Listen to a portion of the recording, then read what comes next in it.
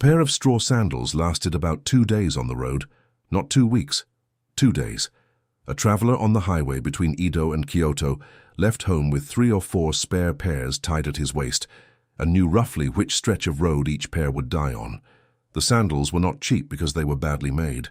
They were cheap because they were meant to be used up, and the system behind them, the rice fields, the waste straw, the shops at every post town, existed to keep feeding new ones to the road.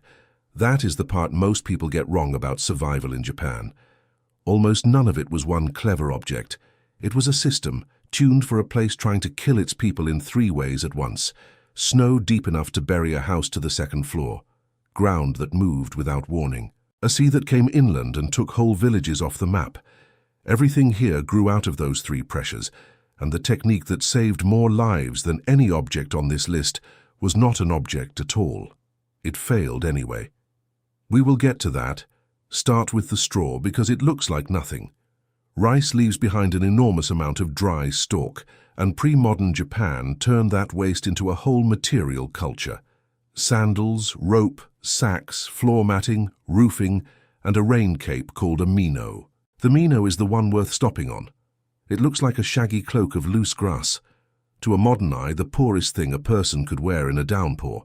It worked because it was not woven tight.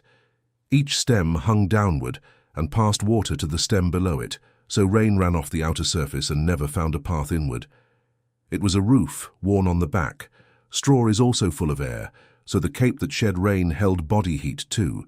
Wet, cold, and outdoors all day is the combination that kills people, and a farmer in a mino kept working through weather that would have you shaking within an hour. And straw grips wet stone better than smooth leather does. On mountain paths cut into rock, a soft straw sole deformed around the surface and held. You would slide off that same stone in modern boots. Now, put that person indoors, and the problem inverts. The Japanese farmhouse could not be sealed. In the humid months, a sealed house rots, and everything inside it molds, the timber, the matting, the food, the clothing. So the house was built to breathe, with sliding panels and gaps, and no continuous barrier against the outside air. That solved summer. It made winter brutal. You cannot heat a building that is deliberately full of openings, so nobody tried. Heat was applied to people, not to rooms. The center of that was the irori, a square pit set into the floor filled with ash, a pot hanging above it on an adjustable hook. The family sat around the edge with their legs pointed in. That fire was cooking, light, drying rack, and the only warm place in the building, and the seats around it were assigned by roll. There was no chimney. The smoke went straight up into the room, into the loft, and out slowly through the thatch. Living inside a smoke column sounds like something people endured for lack of an alternative. They had one. Charcoal burned nearly smokeless and was used in the cities, in tea rooms and under the kotatsu, a heated frame you tucked your legs beneath. The farmhouse kept the open smoking fire on purpose, and the reason has nothing to do with warmth. Hold that. It only makes sense once you understand what was over their heads. Go up into the Shogawa Valley, in what is now Gifu and Toyama, and you find the Gashozukuri farmhouses of Shirakawa-go and Gokayama. The roofs are the thing everyone photographs. Steep, thatched, enormous. Pitched at roughly 60 degrees. The angle is not style. That valley takes snowfall measured in meters, and wet snow packed on a shallow roof loads a structure with hundreds of pounds per square meter. A roof that holds that weight is a roof that eventually breaks. So they pitched it steep enough that snow slid off before it could build up, and turned the huge attic into usable floors where families raised silkworms through the winter. The frame is the better trick. Those roofs were tied together with rope and straw and wooden pegs rather than nailed rigid. A nailed joint resists movement until it fails. A lashed joint moves, absorbs, and settles back. In a valley with snow load, wind, and earthquakes, a building that flexes outlives a building that stands firm. Rethatching one of those roofs is not a job for a family. It takes a village. The system was called UE, reciprocal labor, where every household owed work to every other. And your roof got done because you had spent years on everyone else's. 60 or more people on one roof in a day, hauling and layering kaya grass, on a rotation set decades in advance. Which brings back the smoke. thatch and rope rot, and insects eat both. Rising smoke from a hearth that burned nearly every day coated the underside of the roof and the timbers with soot and tar, dried the material, drove out insects, and slowed the decay. Houses that kept the fire going kept their roofs for decades. Houses that stopped lost them. The smoke was not the cost of heating. It was maintenance applied continuously from below for 100 years. Now go north to Echigo, the province that is now Niigata, and the world they called Yukiguni, snow country. We have a good record of it because a merchant named Suzuki Bokushi spent much of his life writing down exactly what winter did there and published it in the 1830s. He was not writing folklore. He was correcting the people of Edo, who thought snow was pretty. In his country, snow arrived and did not leave for 4 to 5 months. It buried first floors.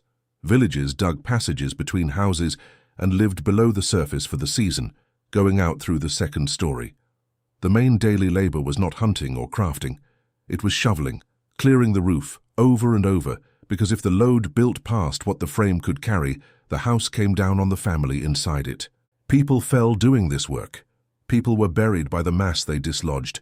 It still kills people in Niigata most winters. To move on top of that snow, they strapped on kanjiki, bent wooden hoops laced with cord that spread body weight wider, so a person walked on the crust instead of sinking to the hip with every step. Simple and non-negotiable. Without them, a trip that took an hour took a day, and cost more calories than the food at the other end was worth. Winter was not a season of waiting. It was a shift that started at first light and had to be worked every single day, and the reward for working it perfectly was that nothing happened. Food was the next war, and the climate made it harder. Hot, wet summers spoil everything fast, so the archipelago went deep into controlled spoilage, letting specific microbes take the food first, so nothing else could. Miso is soybeans, salt, and rice or barley inoculated with a mold called koji, packed under weight and left in a barrel for months or years. What comes out is protein that holds without refrigeration and a base for soup made in 2 minutes on a hearth already lit. Vegetables went into a bed of rice bran and salt that a household kept alive continuously, turning it by hand.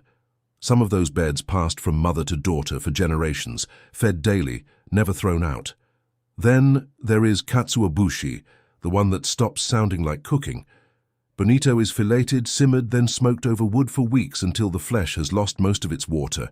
Then it is deliberately infected with mold, dried in the sun, brushed and infected again, cycle after cycle, the mold pulling out what moisture remains.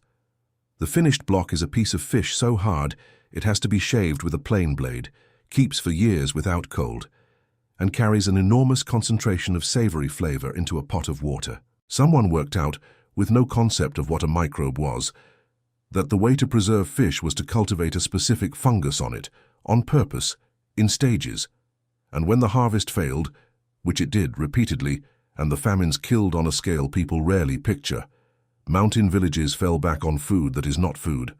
The horse chestnut tochi is common in Japan's mountains and full of calories.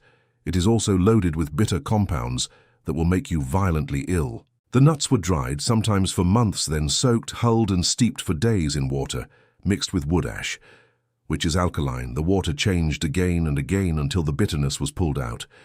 Then they were pounded into cakes. Get it wrong. Wrong ash, not enough days, water left standing.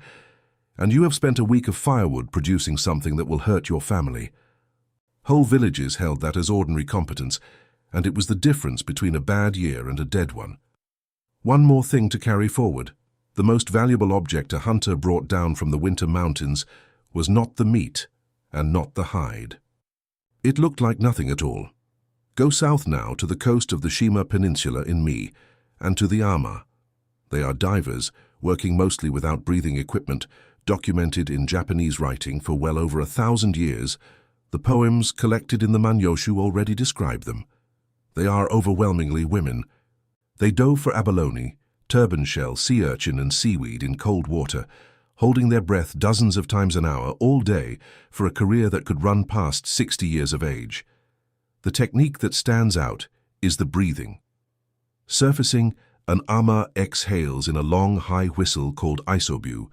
It empties the lungs in a controlled way and sets up the next breath, and a working stretch of coast could be tracked by ear alone, the whistles going off as the divers came up one by one. Cold is the real enemy, not depth. Cold water strips heat from a body far faster than cold air, and their whole working day was built around that. Timed sessions, fires on the beach to re-warm between rounds, a tolerance developed over years.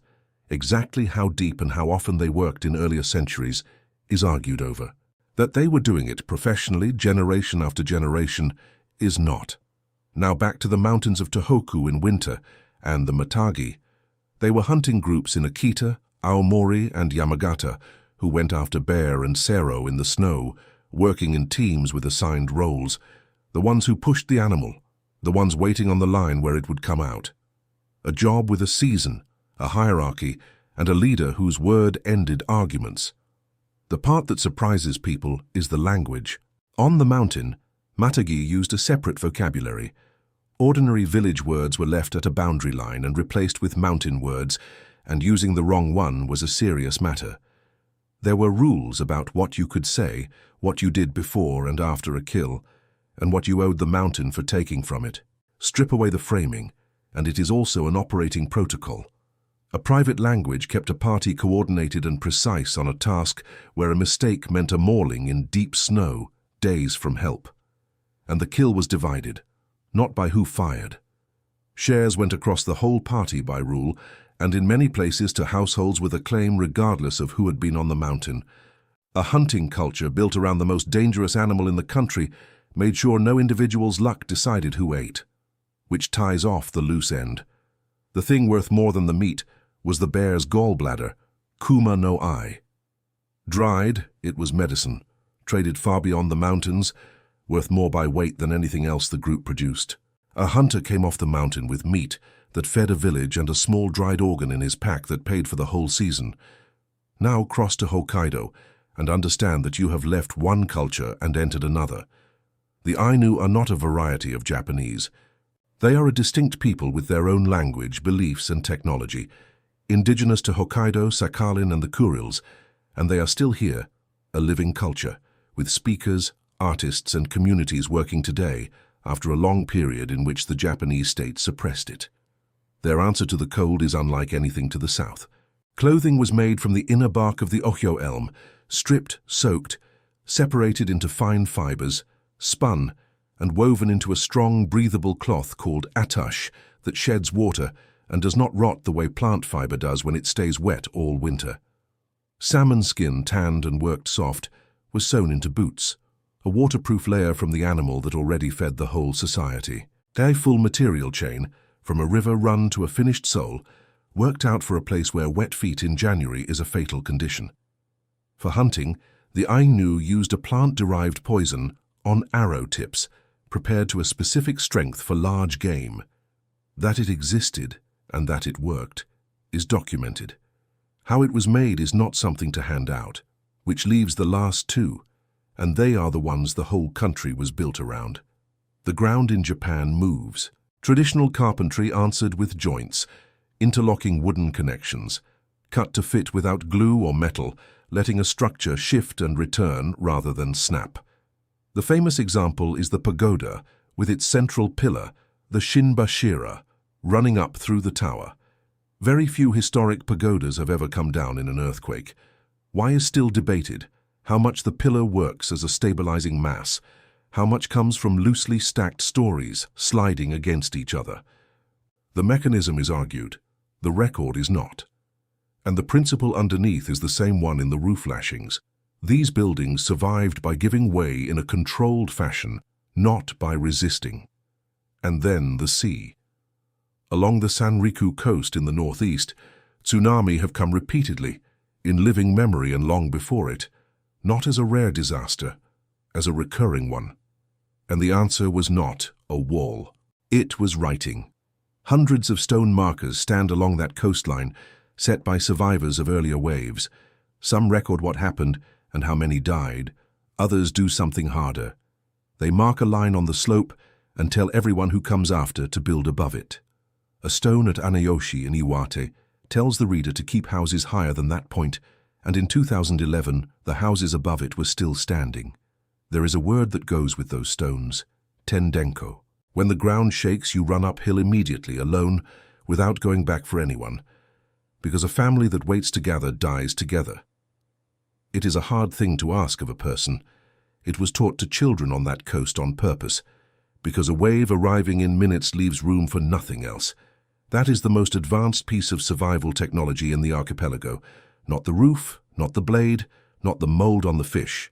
A sentence cut into rock, built to outlast every person who knew why it mattered. And it failed. Not everywhere, and not always. But over generations the stones were passed, ignored and built below. Land near the water is convenient. The memory of the last wave belongs to people who are gone. Warnings only work while they are believed, and the thing this coast could never fully solve was not the sea. It was the confidence of a generation that had not seen one. Every technique here, the sandals, the smoke, the roof angle, the bran bed, the ash and the nuts, the whistle on the water, the mountain words, the elm bark, the joint that lets a building move, was ordinary. A child in those villages picked most of it up the way you picked up how to cross a street, and would have found it strange that anyone thought it worth explaining. You are carrying almost none of it. And the one piece that was written down for you in stone in plain language by people who paid for it, that is the one nobody kept reading.